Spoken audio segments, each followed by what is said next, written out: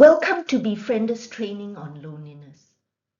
Loneliness and relationship problems are very common issues faced by many of our callers. So we need to have a better understanding of them and how these issues affect our callers. Loneliness is about social connectivity or the lack of it. Some of you might have been fortunate enough not to have experienced loneliness before. But it doesn't mean that just because you have never experienced loneliness, sexual abuse, divorce, bullying, or the loss of a loved one means it will prevent you from being able to empathize with callers who have these issues. As humans, we are all social beings, needing social connectivity to fulfill our needs of belonging, of wanting to be loved, understood and accepted. For example, when our parents fail to understand us and have a negative attitude towards us, we feel unloved, rejected and abandoned. Or if our friends or peers or work colleagues bully or shun us, we feel excluded, alienated and isolated. These feelings will eventually affect our self-confidence, self-esteem, and self-worth, and in turn, our studies, work performance, and/or relationships. These are today's learning outcomes. Understand the difference between being alone and loneliness, what loneliness is, and the causes and effects of loneliness, and what chronic loneliness is. With these understandings, we as befrienders hope to be in a better position to empathize with our callers who are feeling lonely and support them in raising awareness of their emotional state of being lonely. Let's take a moment to reflect on our own experiences of being alone. Think of a time when you were alone. Was it by your own choosing, that is, by choice, or due to certain circumstances beyond your control? How did you feel when you were alone in that situation? We might have positive and negative feelings about being alone. Note down your feelings on a piece of paper. Stop the video while you're doing this activity. Here are some feelings, positive as well as negative, which you could have experienced in the past when you were alone. For some of you, when you chose to be alone, that is, it was by choice, you would have had more positive feelings than negative ones. While if you had been alone not by choice, but by circumstance, you would have experienced more negative feelings. As you would have noticed, the way you feel when you are alone is dependent on your thoughts, attitudes, and frame of mind. That is, the way we think and feel about ourselves and the world around us. For example, when we are happy, we are at peace with ourselves. We feel secure and able to appreciate our surroundings and the people in our lives.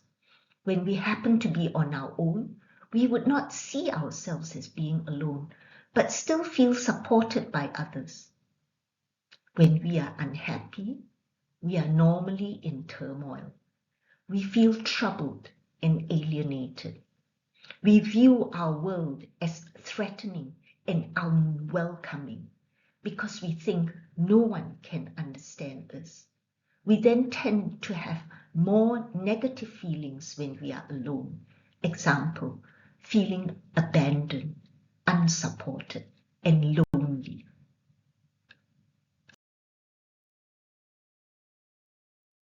Watch the following video clip, then observe how the character is feeling, behaving, and what he is thinking.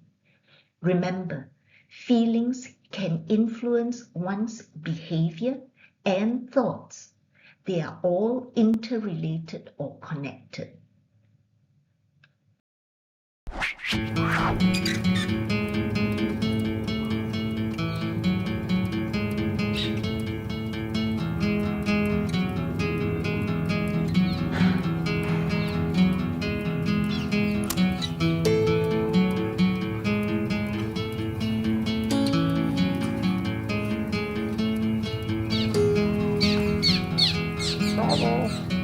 Ricardo, hello, coffee, coffee, no, hello.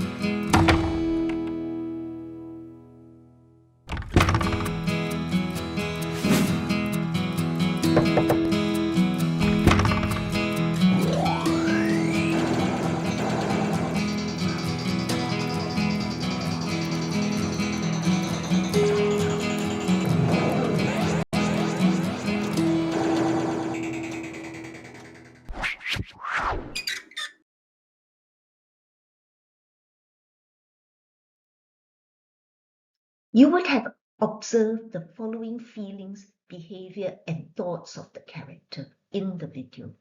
I shall now go through some of them in case you missed any. This character is at the park with lots of people, but still feels isolated sitting by himself and thinks, others have company and I don't. Sigh. He feels alienated or disconnected from others, so checks what his friends are up to on social media. He sees they, including his best friends, were partying and felt angry because he's thinking, how come I wasn't invited to this party? When someone stops to talk to him, he tries to be engaged, but actually feels disconnected. He thought, I shall post a photo of myself to remind my friends of my existence. When no one responds, he feels rejected and abandoned. He's also feeling sad, ignored, and excluded. So sighs a lot because he thinks he's insignificant to his friends. When home, he decided to watch a movie, so surfs the list of already watched movies, then checks his mobile for responses again. When there are none, he sighs because he feels let down and disappointed. He wants to connect with his ex-girlfriend, so types her emojis, then deletes them as he thinks it would not be a good idea.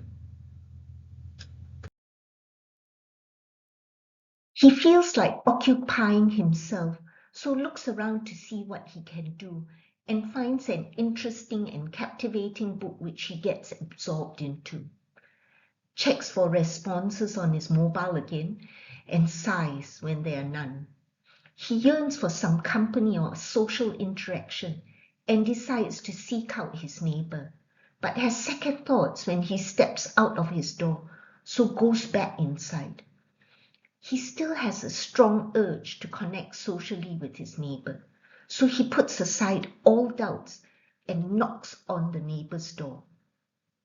They end up having fun playing video games together, which makes him happy and satisfied that he has company. He is glad he made the decision to do something about his loneliness.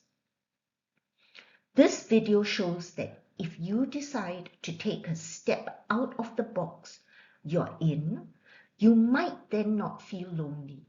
However, taking that step for many is not easy, especially if loneliness has already affected their mental health. As befrienders, we must be able to recognize feelings of loneliness in our callers. Make them aware how their feelings can influence their behavior and thoughts. Once they feel empowered or confident enough to move out of their lonely mindset, they will be able to help themselves deal with their loneliness. Let's do a similar activity to the earlier one. Recall a situation when you were lonely or felt lonely. On a piece of paper, describe how it felt to be lonely. Example, purposeless, abandoned, people had forgotten about you, etc. Identify the feelings of being lonely using feeling words like sad, empty, gloomy, etc. If you can describe how it felt to be lonely and recognize your own feelings of loneliness, you will then be able to recognize these feelings of loneliness in your caller too. By describing to the caller how they might be feeling, that is, by reflecting their feelings back to them, the caller will then know you can empathize with them. Stop this video while you're doing this activity and start again after you finish. Lonely describes being without companions. When you are lonely, you might feel estranged, unable to feel close to others around you. Sad, because you are on your own. Uncomfortable, as you don't know what to do with yourself. Unloved, you feel no one cares. Isolated, no one is with you. Abandoned or rejected, people have turned their backs on you or forgotten about you. Alienated, like people are purposely avoiding you. Excluded, people are not making enough effort to include you in things. Disconnected, no meaningful connection with others. These are some of the feeling words you might have used after watching the video on what it's like to feel lonely. Remember, your feelings, thoughts, and behavior are all interconnected. One affects the other. Here are some common causes of loneliness. Can you remember the first time ever when you were left on your own? For example, as a child, you were told to stay at home while your mother rushed to hospital because your father was suddenly hospitalized after an incident at work. You might have felt helpless, vulnerable, anxious, and maybe scared of being left alone. Usually, after having been with another person for a period, you get used to being with them. When that person leaves due to death, a divorce, working away from home, or a breakup, it is natural to feel lonely. Likewise, new changes in your life, example, childbirth or marriage, can also make you feel isolated or lonely. You would think that your spouse should be providing companionship in your marriage. But if your partner or spouse chooses to ignore or stonewall you, it can make you feel rejected, unloved, abandoned, and very lonely.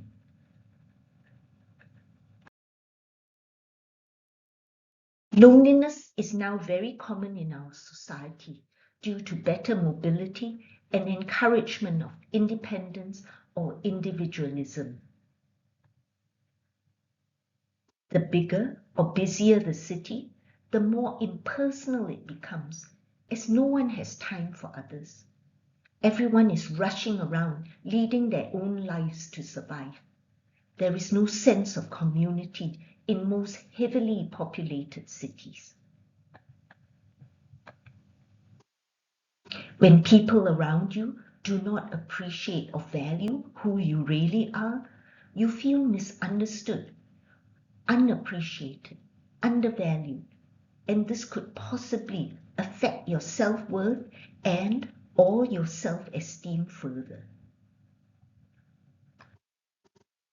Nowadays, the family unit might be dysfunctional. For example, parents are separated or divorced. Families are smaller with fewer children.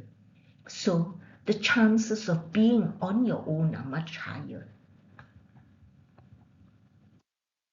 This is now very common because of better mobility. Example, better infrastructure and transportation and access to overseas education for some, where they will end up working abroad. Thus, family members, be they parents and or children, end up living away from the family home, hometown, or home country, whether temporarily or permanently.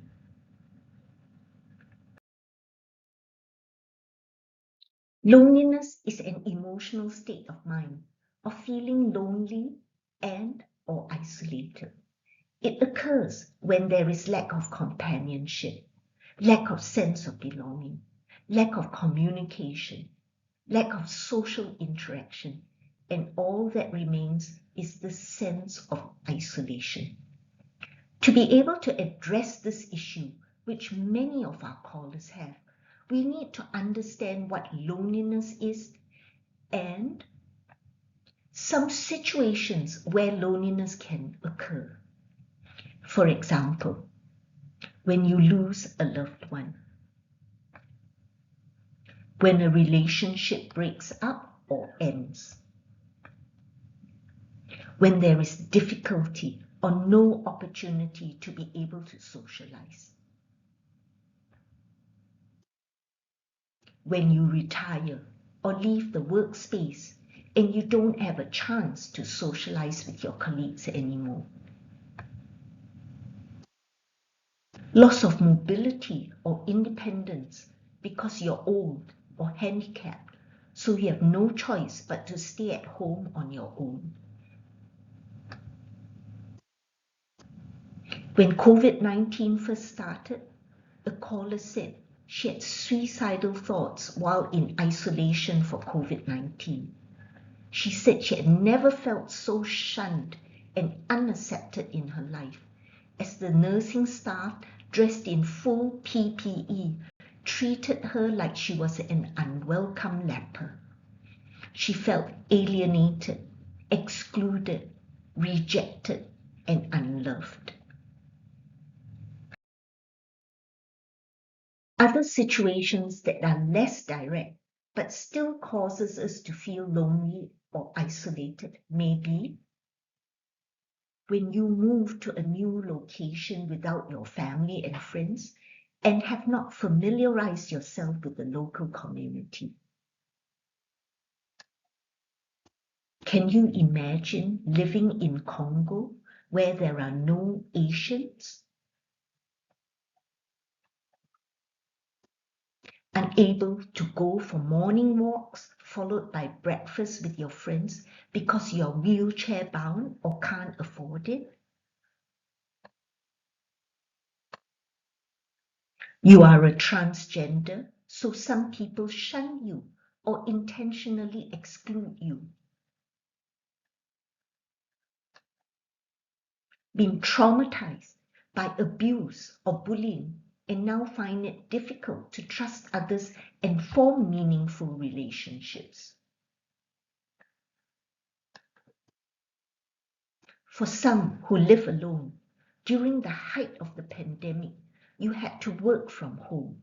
You couldn't see your family who lived over 10 kilometers from you. You were not allowed social interaction with friends, couldn't walk the malls, and ate on your own. You would have felt isolated and lonely at times. Or, in unexpected situations, for example, not having your phone when you're so used to communicating daily with others, you might feel cut off, lost, disconnected.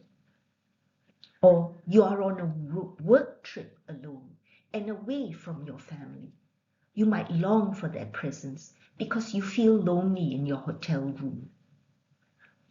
When you are in some difficulty and you can't discuss your situation with anyone, you might feel helpless, unsupported, isolated.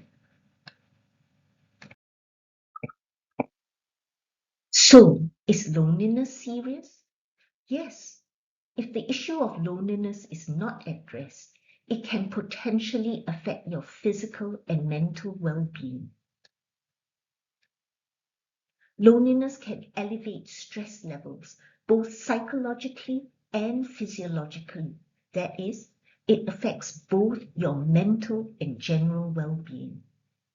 The absence of social support networks and the lack of opportunities for emotional sharing and problem solving can make individuals more susceptible to chronic stress, which may negatively impact their overall well-being, causing heart disease, high blood pressure, and potentially stroke. It can also lead to substance abuse. Some individuals may turn to substances like alcohol or drugs as a coping mechanism for dealing with loneliness and its associated emotional pain. This can lead to a vicious cycle where substance abuse exacerbates feelings of loneliness and further impacts mental health.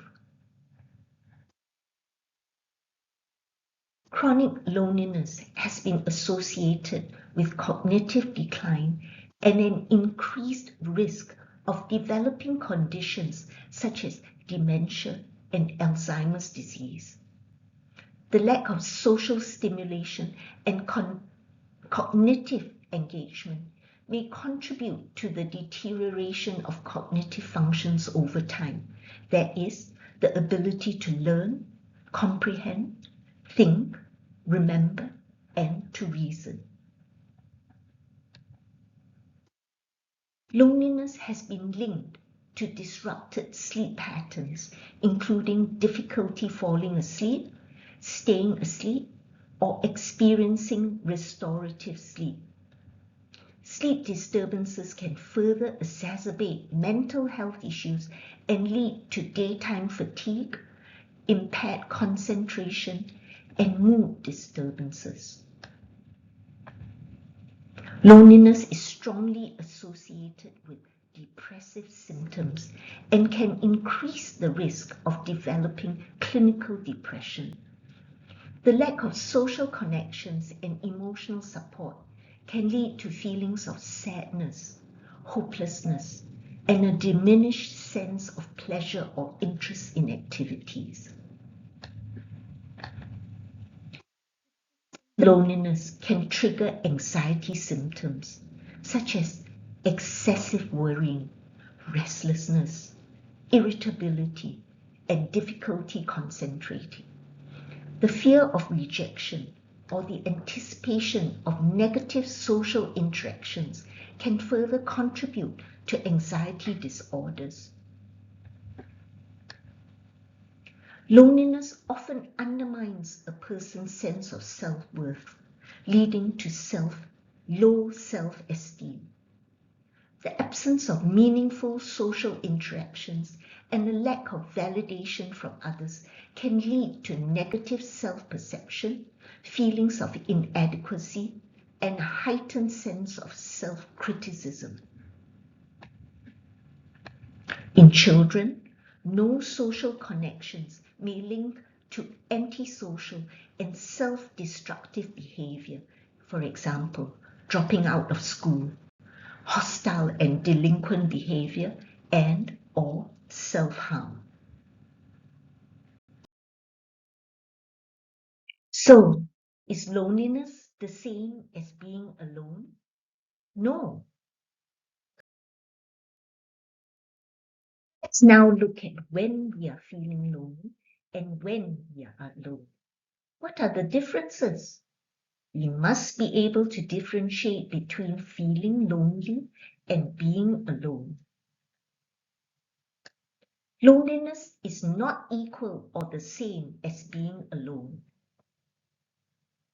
It is by choice that we choose to be alone.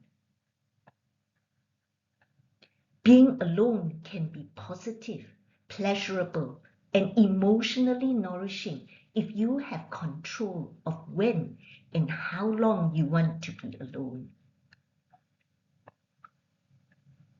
You choose to be alone because you want some alone time, some peace and quiet, some solitude to do whatever you like. Whereas loneliness is not by choice. You did not choose to be without others or without company. Both are being in solitude, but the important difference is loneliness is unwilling solitude. You did not want or choose to be on your own. Here are further examples describing the difference between loneliness and being alone. Loneliness is crying without being seen because there is no one else with you. If you choose to be alone, to do whatever you like, you will feel happy and contented. When you are lonely, you might feel others have abandoned you or purposely left you on your own. When you choose to be alone, you can do whatever you like to please yourself, whether you want to lie in bed the whole morning or work on your computer the whole day. When you lack self-compassion or feel negatively about yourself, you might blame yourself for not having any company or other people around you. When you are self-aware, you will have the confidence to treat yourself with love, kindness, and self-compassion by doing whatever you like when you are alone. Loneliness is when you have all these overwhelming emotions and thoughts going on in your head, but no one you can share them with. When you have self-awareness, you will know when you have reached your breaking point and what you need to do to address it. For example, if you take time to be alone, whether to meditate, exercise, or reflect on things, people who know you will be able to feel and appreciate when you are de-stressed, relaxed, calm, and have peace of mind.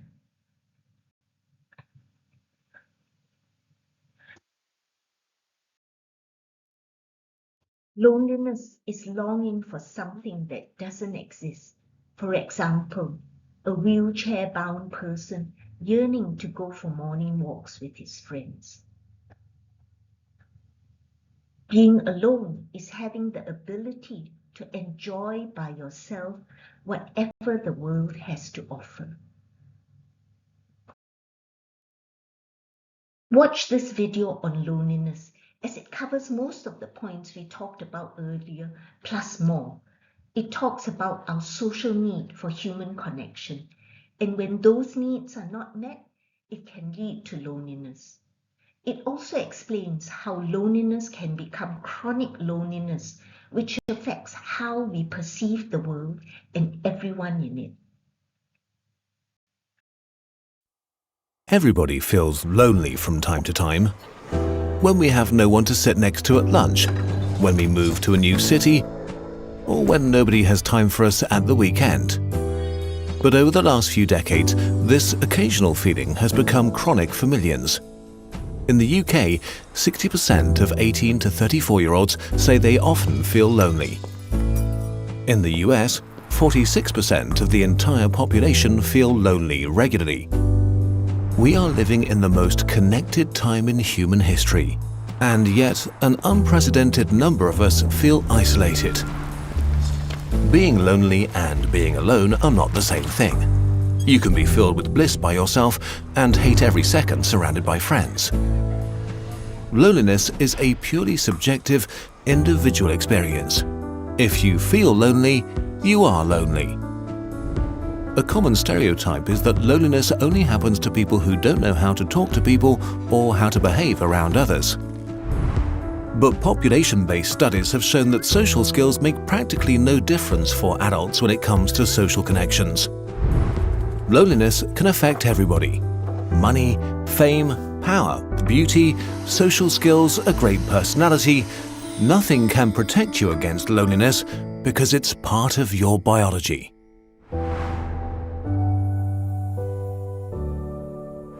Loneliness is a bodily function, like hunger. Hunger makes you pay attention to your physical needs. Loneliness makes you pay attention to your social needs. Your body cares about your social needs because millions of years ago it was a great indicator of how likely you were to survive. Natural selection rewarded our ancestors for collaboration and for forming connections with each other. Our brains grew and became more and more fine-tuned to recognize what others thought and felt and to form and sustain social bonds. Being social became part of our biology. You were born into groups of 50 to 150 people, which you usually stayed with for the rest of your life. Getting enough calories, staying safe and warm, or caring for offspring was practically impossible alone. Being together meant survival. Being alone meant death. So it was crucial that you got along with others. For your ancestors, the most dangerous threat to survival was not being eaten by a lion, but not getting the social vibe of your group and being excluded.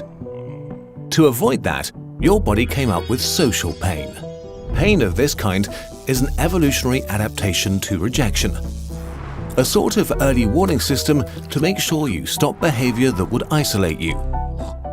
Your ancestors who experienced rejection as more painful were more likely to change their behavior when they got rejected and thus stayed in the tribe, while those who did not got kicked out and most likely died. That's why rejections hurt, and even more so, why loneliness is so painful. These mechanisms for keeping us connected worked great for most of our history until humans began building a new world for themselves. The loneliness epidemic we see today really only started in the late Renaissance. Western culture began to focus on the individual. Intellectuals moved away from the collectivism of the Middle Ages, while the young Protestant theology stressed individual responsibility. This trend accelerated during the Industrial Revolution. People left their villages and fields to enter factories. Communities that had existed for hundreds of years began to dissolve, while cities grew. As our world rapidly became modern, this trend sped up more and more.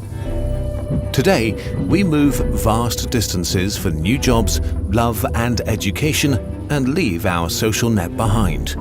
We meet fewer people in person, and we meet them less often than in the past. In the US, the mean number of close friends dropped from 3 in 1985 to 2 in 2011.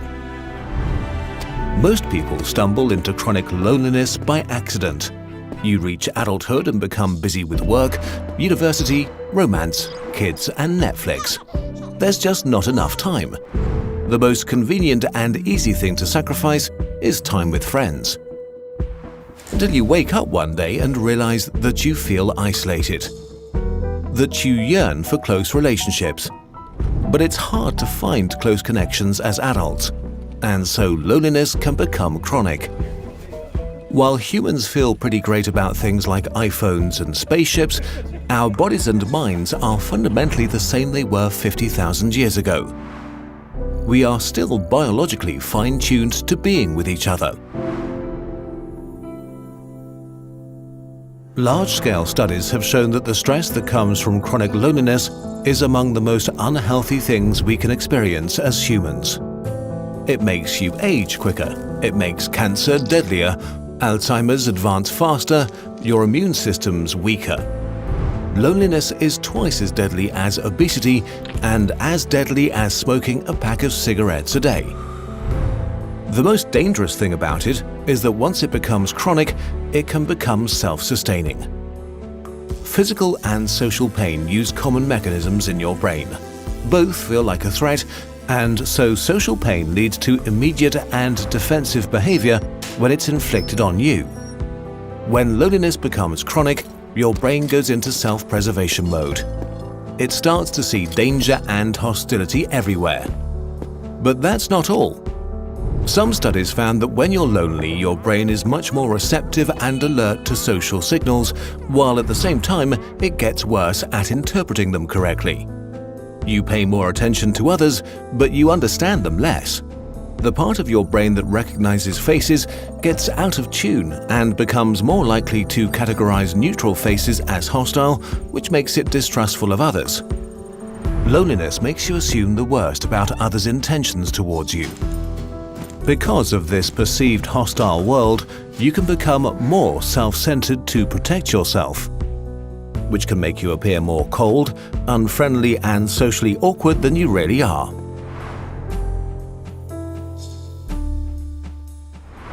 If loneliness has become a strong presence in your life, the first thing you can do is to try to recognize the vicious cycle you may be trapped in.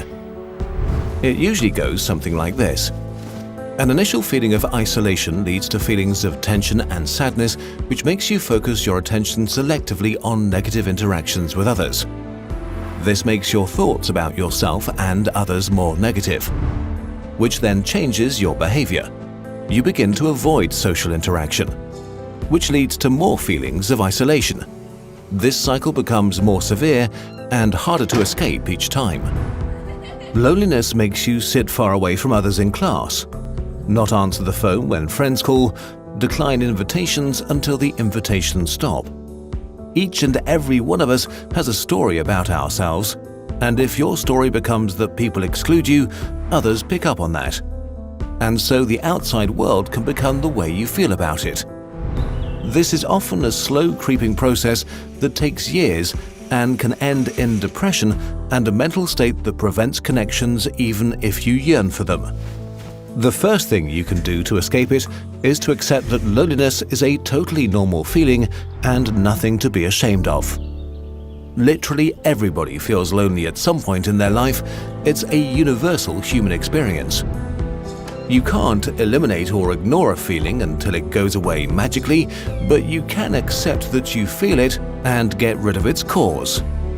You can self-examine what you focus your attention on and check if you are selectively concentrating on negative things. Was this interaction with a colleague really negative? Or was it really neutral or even positive? What was the actual content of an interaction? What did the other person say? And did they say something bad, or did you add extra meaning to their words? Maybe another person was not really reacting negatively, but just short on time. Then there are your thoughts about the world. Are you assuming the worst about others' intentions? Do you enter a social situation and have already decided how it will go? Do you assume others don't want you around? Are you trying to avoid being hurt and not risking opening up? And if so, can you try to give others the benefit of the doubt? Can you just assume that they're not against you? Can you risk being open and vulnerable again? And lastly, your behavior. Are you avoiding opportunities to be around others? Are you looking for excuses to decline invitations? Or are you pushing others away preemptively to protect yourself? Are you acting as if you're getting attacked? Are you really looking for new connections, or have you become complacent with your situation? Of course, every person and situation is unique and different, and just introspection alone might not be enough. If you feel unable to solve your situation by yourself, please try to reach out and get professional help. It's not a sign of weakness, but of courage. However we look at loneliness, as a purely individual problem that needs solving to create more personal happiness, or as a public health crisis, it is something that deserves more attention. Humans have built a world that's nothing short of amazing, and yet none of the shiny things we've made is able to satisfy or substitute our fundamental biological need for connection. Most animals get what they need from their physical surroundings. We get what we need from each other. And we need to build our artificial human world based on that.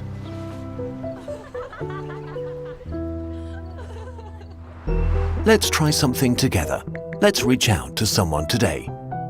Regardless if you feel a little bit lonely or if you want to make someone else's day better. Maybe write a friend you haven't spoken to in a while. Call a family member who's become estranged. Invite a work buddy for a coffee. Or just go to something you're usually too afraid to go to or too lazy to go to, like a D&D event or a sports club. Everybody's different, so you know what's a good fit for you. Maybe nothing will come of it, and that's okay. Don't do this with any expectations. The goal is just to open up a bit, to exercise your connection muscles so they can grow stronger over time, or to help others exercise them. We want to recommend two of the books we read while researching this video.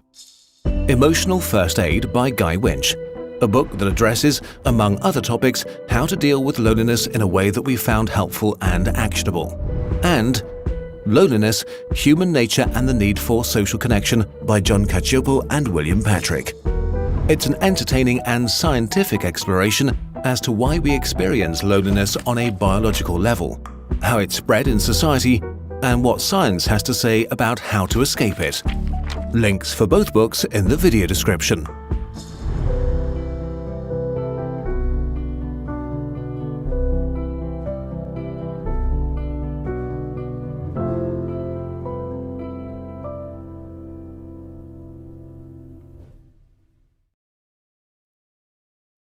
The video explained that loneliness is a biological function like hunger. Hunger makes you pay attention to your physiological needs, while loneliness makes you pay attention to your social needs of love and belonging, as depicted in Maslow's hierarchy of needs pyramid here. Loneliness is a survival mechanism because millions of years ago, it would indicate how likely you are to survive. The groups or tribes which collaborated and formed connections with each other could sustain social bonds. Being social then became part of our biology. Being together meant survival, and being alone meant death. It was crucial that you learned to get along with others, because if you were excluded from your group or tribe, it was like a death sentence. Our brains and body motivated us to get along with others by developing social pain, that is, feeling upset, hurt, and pained when we are rejected. It is like an early warning system that would stop you from behaving in ways that would isolate you from the rest of your group. For example, not sharing your catch from your hunt and eating it all by yourself.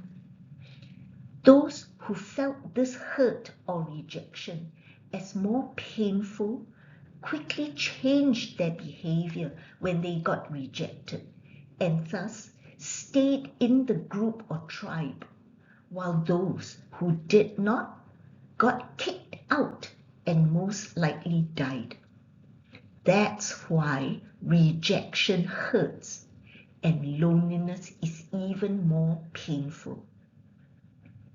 But in today's modern age, individualism, independence, individual rights, and individual responsibility are encouraged.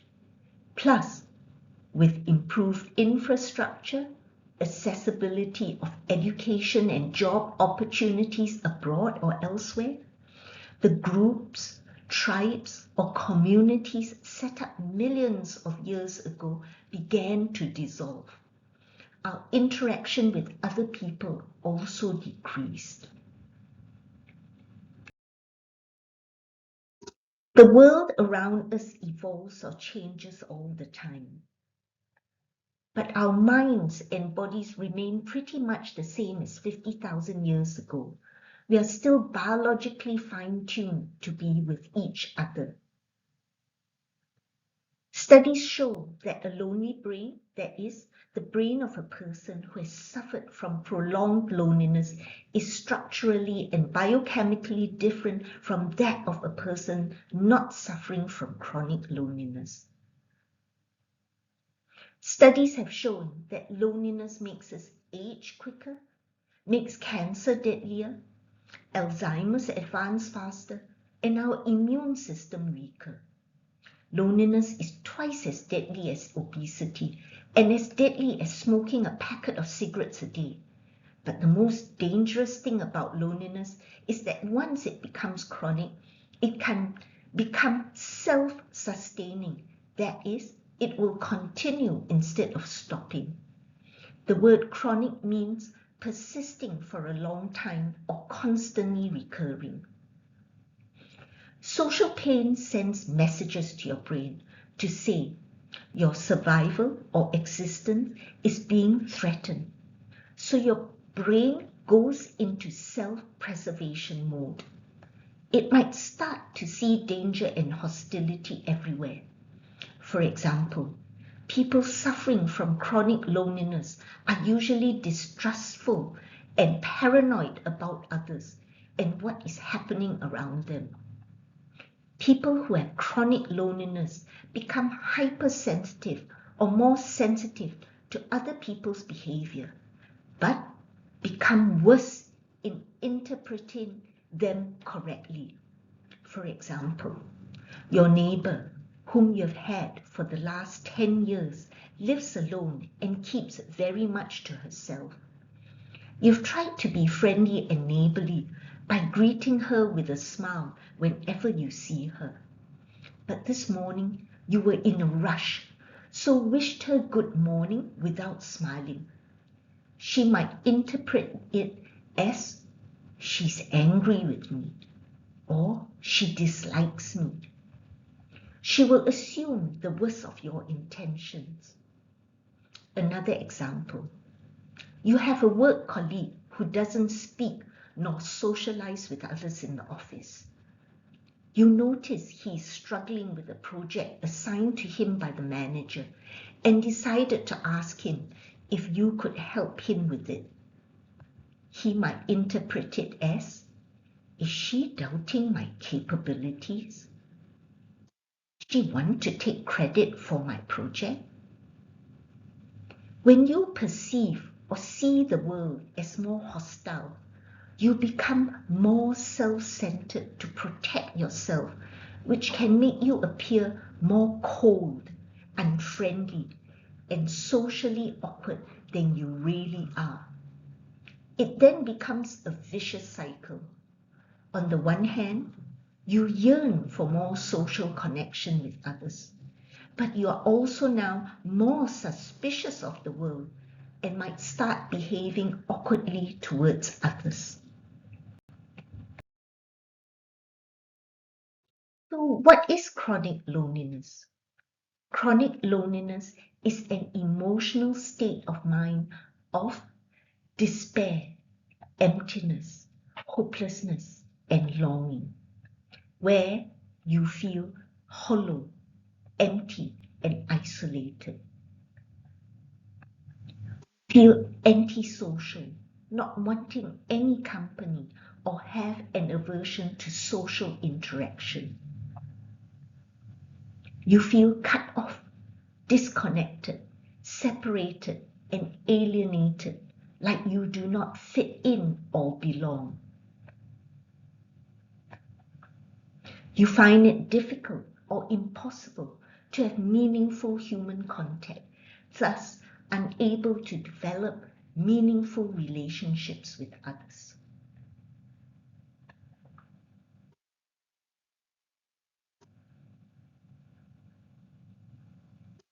If you have a lonely brain, you tend to see things in a more negative way. Just like people who see the world in an optimistic way, we say they are wearing rose-tinted glasses. People with lonely brains are the direct opposite. Just like in this illustration, they see every positive event or happening in their life as negative, hopeless, beyond their control, and the world is out to get them one way or another. When you are full of doom and gloom, it is very difficult to allow joy, gratitude, and happiness into your life. You cannot imagine yourself ever being able to be happy. When your caller describes his thoughts, behavior, and feelings to you, and you recognize them as chronic loneliness, you can reflect these feelings, thoughts, and behavior back to them to create awareness. For example, a caller who has been suffering chronic loneliness for a long period of time will have feelings of isolation, which can then lead to feelings of tensions and sadness. The caller might then only focus on the negative interactions with others, that is, perceive or see others' behavior and thoughts towards them in a negative manner.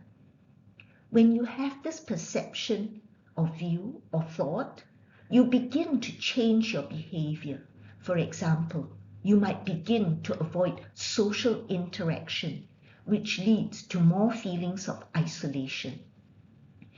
This cycle becomes more severe and harder to escape each time. Chronic loneliness makes you sit far away from others in class, not answer the phone when friends call, decline invitations until the invitations stop, think or perceive that others exclude you. So the outside world can become the way you feel about it.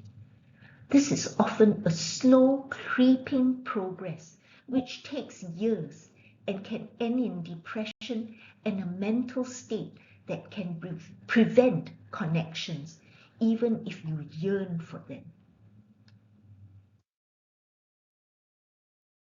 Here are some statements of people who have chronic loneliness. Loneliness is not feeling part of the world. That is, they do not feel they belong or fit in. I am surrounded by loads of people, but I am still lonely. For some, they might constantly be with company, but they still feel alone.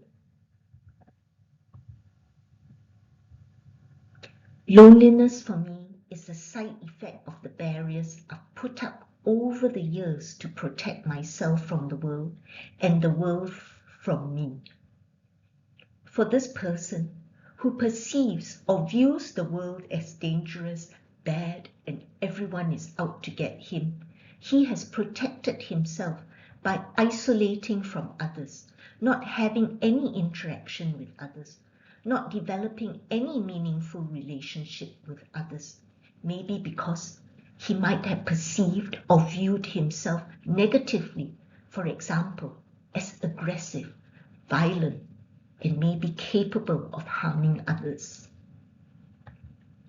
We can make the caller aware of their loneliness by exploring their feelings and normalizing loneliness as something not to be ashamed of, because we would all have experienced being lonely sometime or other in our lives, because it is a universal experience. Remember, the befriending approach encourages the caller to be aware of and able to express his or her feelings. Hopefully, she or he will then accept those feelings and might then decide to find out the source or cause of those feelings by being more self-aware or decide to seek professional help. It is not a sign of weakness, but of courage to seek professional help. With chronic loneliness, the caller might sometimes need psychotherapy to be able to reframe her mindset or viewpoint about him or herself and the world around them. We have come to the end of the presentation on loneliness. Thank you for watching. Please take a moment to answer the following multiple choice questions. And if you have any doubts, review the video again. If you have any queries on this topic, please bring your questions to the face-to-face session. Thank you.